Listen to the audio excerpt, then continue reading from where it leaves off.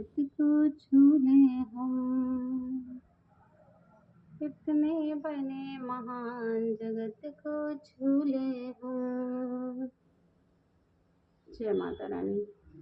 ओम सर्वमंगल मांगल्ये शिवे सर्वार्थसाधके शरण्ये त्र्यंबके गौरी नारायणे नमोस्तुते नारायणे नमोस्तुते। ओम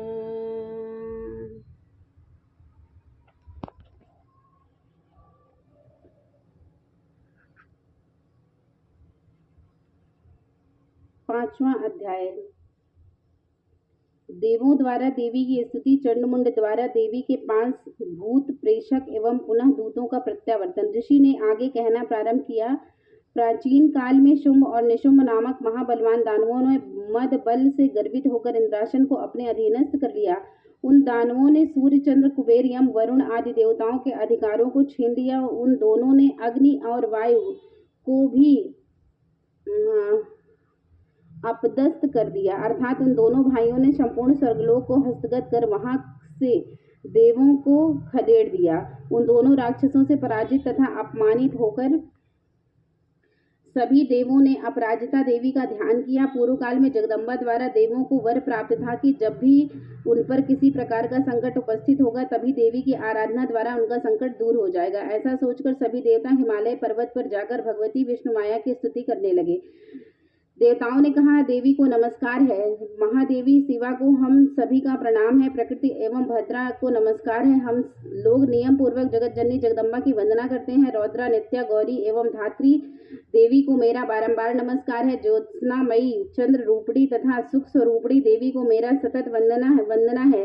शरणापन्नों के लिए कल्याणमयी, वृद्धकरी और एवं सिद्धि स्वरूपड़ी देवी को हम सब लोग बार बार प्रणाम करते हैं। नैऋत्य दानवों की लक्ष्मी, राजाओं की लक्ष्मी तथा सर्वाणी सर्वस्वरूपणी जगदम्बा को हम सब नतमस्तक होकर अभिवादन करते हैं। दुर्गा, संकटहारिणी, सर्वसारभूता, सर्वकारिणी, ख्याति कृष्णा और धूम्रा देवी को मेरा सदैव नमस्कार है। अत्यंत सौम्या और एवं अत्यंत रौद्रा देवी को हम 100 बार नमस्कार करते हैं। संपूर्ण प्राणियों में विष्णु माया के नाम से अभिहित देवी की मैं सतत वंदना करता हूँ। समस्त जीवों में चेतना नाम से युक्त देवी का मैं अभिवादन करता हूँ। सभी प्राणियों में बुद्धि रूप से अव्यवस्थित देवी को मेरा प्रणाम है। समस्त जीवों में निद्रा रूप में स्थित देवी को मैं वंदना करता हूँ। सभी जीवों में क्षुधा रूप में विद्यमान देवी को मेरा अभिवादन है। सभी जीवों में छाया रूप में स्थित देवी को मैं नमस्कार करता हूँ। जो सभी प्राणियों में शक्ति, तृष्णा एवं शांति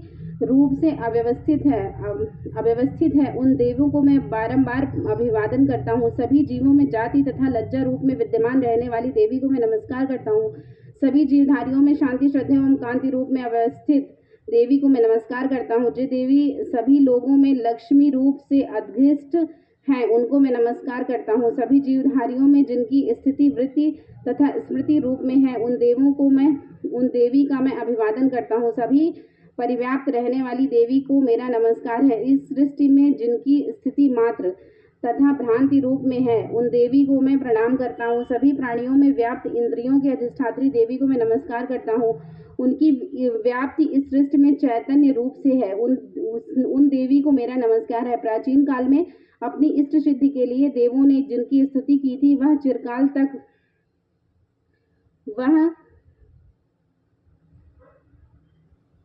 इस सृष्टि में जिनकी स्थिति मात्र तथा भ्रांति रूप में है उन देवी को मेरा प्रणाम है। सभी प्राणियों में व्याप्त इंद्रियों में अधिष्ठात्री देवी को मैं नमस्कार करता हूँ। जिनकी व्याप्ति इस सृष्टि में चैतन्य रूप से है उन देवी को मैं नमस्कार करता हूँ। प्राचीन काल में अपनी इष्ट सिद्धि के लिए देवों ने जिनकी स्तुति की थी तथा चिरकाल तक देवराज इंद्र ने जिनका सेवन किया वह कल्याणदात्री ईश्वरी हमारा हित व मंगल करें तथा मेरे पर आई हुई विपत्तियों का निवारण करें। इस समय दैत्यों के अनाचार से पीड़ित होकर हम सभी देवता जिन परमेश्वरी को प्रणाम करते हैं तथा जो व्यक्तियों द्वारा श्रद्धान्वित होकर स्मरण करने से उनके समस्त संकटों का निवारण करती हैं वे ही जगदम्बा मेरे कष्टों को भी दूर करें। इसके बाद ऋषि ने कहा, हे राजन, देवताओं द्वारा जिस समय वहाँ स्तुति पाठ हो रहा था उसी समय पार्वती जी ने भी वहाँ गंगा स्नानार्थ पदार्पण किया था।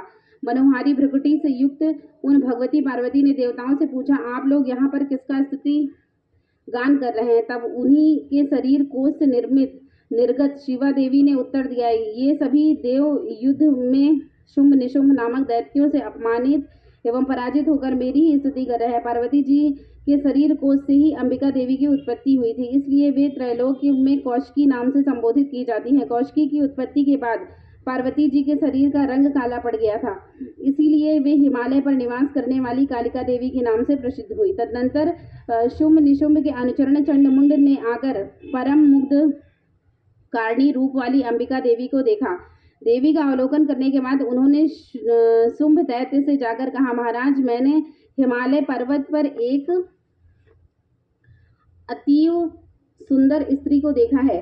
उसकी कांति से हिमालय आलोकित हो रहा है। वैसी अनिंद सुंदरी को अब तक कभी किसी ने नहीं देखा होगा। हे दानवराज, आप पता लगाकर उस स्त्री को ग्रहण कर लीजिए। उस स्त्री के समस्त अंगों की शोभा वर्णनातीत है और सभी अंग प्रभा से ही वह संपूर्ण दिग्दिगांतों को प्रकाशित कर रही है। अभी तक वह हिमालय पर ही विद्यमान है।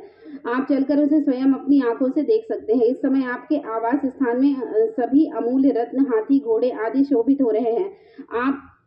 आपने ही इंद्र से ऐरावत पराजित वृक्ष एवं अश्वों में श्रेष्ठ उच्चय श्रवा नामक घोड़ा छीन लिया था। इसके अतिरिक्त हंसों से जूता हुआ ब्रह्मा जी का रत्न जड़ित विमान भी आपके यहाँ रखा हुआ है। आपने कुबेर से महापद नामक निधि भी हरण करके अपने पास रख लिया है। समुद्र ने केसरों से सुगंधित अपना किंजलिनी नामक माला आपके हाथों सहर से समर्पित कर दी है, जिसके कमल सदैव हरे बने रहते हैं। वरुण देव का सेना बरसाने वाला छाता भी आपके घर की शोभा बढ़ा रहे हैं तथा प्रजापति का उत्तम रथ भी आपके अधिकार में है। हे असुरराज, मृत्यु की उत्क्रांतिता नामक शक्ति भी आपने उपलब्ध कर रखी है। वरुण का पास तथा समुद्र गर्भ के अनेक रत्न आपके छोटे भाई निशुंभ के पास है। अग्नि ने 2 दिव्य वस्त्र आपको स्वयं अर्पित कर रखे हैं। हे दैत्यराज, इस प्रकार आपने संपूर्ण रत्नों का संग्रह कर रखा है, फिर आप स्त्रियों में रत्न रूपी देवी को ही क्यों छोड़ रखे हैं? अतः इसे भी आप अपनी अनुगामिनी बना लीजिए। ऋषि ने पुनः कहा, चंडमुंड के मुख से ऐसी अनहोनी बात सुनकर शुंभ ने देवी के पास महादानव सुग्रीव को दूत बनाकर भेजा। शुंभ ने उस राक्षस से कहा, तुम उसे प्रलोभन देकर शीघ्र ही मेरे पास लाने की चेष्टा करो। शुंभ का आदेश मिलते ही वह दानव पर्वत के उस रमणीक भाग में आ गया जहाँ देवी पहले से ही विराजमान थी। तब शुंभ के दूत ने देवी से मधुर वचन में कहा। दूत ने देवी से कहना प्रारंभ किया, हे देवी, इस समय दैत्यराज शुंभ ही इस त्रैलोक्य के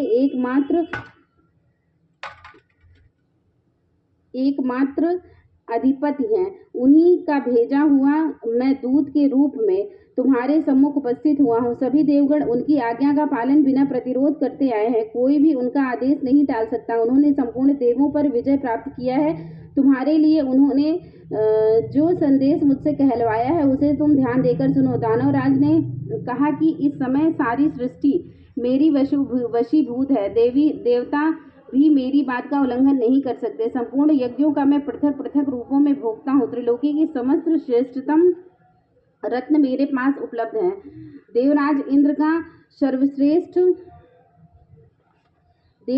का सर्वश्रेष्ठ वाहन ऐरावत हाथी मेरे पास है। क्षीर सागर के मंथन काल में प्राप्त उच्चय श्रवा नामक अश्वरत्न देवताओं ने मुझे दे डाला है। इनके अतिरिक्त नागों, गंधर्वों या देवों के पास जितने अमूल्य निधि थे वे सभी मेरे अधीन है। हे देवी, हम लोग तुम्हें नारियों के रत्न में मानते हैं, अतः तुम हमारे पास चली आओ, क्योंकि उन दुर्लभ वस्तुओं का उपभोग करने वाला एकमात्र मैं ही हूँ। हे चंचलाक्ष, तुम मेरे बलवान भाई निशुंभ के पास रहकर सुर दुर्लभ सुखों का उपभोग करो, क्योंकि तुम रत्न स्वरूपा हो।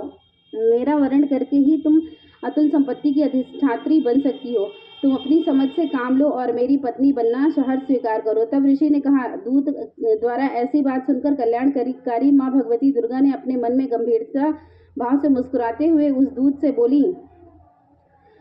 देवी ने दूत से कहा, हे दूत, तुमने जो कुछ भी मुझे बताया है यह अक्षरशः सत्य है, इसमें तनिक भी संदेह नहीं है। इस समय त्रैलोक्य का स्वामी शुंभ तथा उसी के समान पराक्रमी उसका भाई निशुंभ ही है। किंतु इस विषय में मैंने प्रतिज्ञा की है, उसे भला मैं कैसे तोड़ सकती हूँ। मैं अपना संकल्प तुम्हें बताती हूँ। जो भी प्राणी मुझे समर में पराजित करेगा, मेरा दर्प को दर्पित करेगा तथा जो पराक्रम और शौर्य में मेरे ही समान होगा, उसी से मैं अपना विवाह करूंगी। ऐसा ही मेरा संकल्प है। इसलिए यहाँ शुंभ निशुंभ आकर मुझे जीत लें तो मैं शीघ्र ही उनको पति रूप में वर्ण कर सकती हूँ। अतएव इस कार्य में विलंब करना ठीक नहीं है।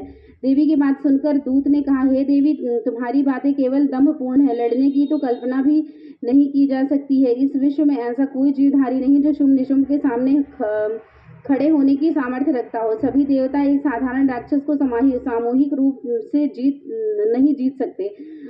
तब अकेली अबला तुम क्या कर सकती हो। जिन असुरों के आगे इंद्रादिक देवता भी नतमस्तक हो गए, उनके सामने तुम एकाकी क्या कर सकती हो। मेरी बात मान लेने में ही तुम्हारा हित है, अतः तुम मेरे साथ चलो, अन्यथा हमको तुम्हें बलात् पकड़ कर ले जाना पड़ेगा, तब तुम्हारी मर्यादा कहाँ रहेगी। दूत की बात सुनकर देवी ने कहा, तुम्हारा कहना ठीक है, परंतु मैं अपनी प्रतिज्ञा के कारण विवश हूँ। मैंने बिना सोचे समझे ही ऐसी प्रतिज्ञा कर ली थी, अब उसे कैसे छोड़ दूं। इसीलिए तुम अपने स्वामी से मेरी बातें समझा कर कहो, उसके बाद वे जैसा उचित समझेंगे वैसा करेंगे। इस प्रकार 5वां अध्याय समाप्त हुआ। बोलो जगत जननी मां अम्बे की जय। ओम सर्वमंगल मांगल्ये शिवे सर्वासाध्के शरण्ये त्र्यंबके गौरी नारायणे नमोस्तुते नारायणे नमोस्तुते। बोलो जगत जननी मां अम्बे की जय, सच्चे दरबार की जय, राम दरबार की जय, लड्डू गोपाल की जय, गणेश भगवान की जय, लक्ष्मी माता की जय, कुबेर भगवान की जय, जगन्नाथ भगवान की जय, चारों धाम की जय। बोलो हर हर महादेव, शंभु काशी विश्वनाथ गंगे, हर हर महादेव। ओम।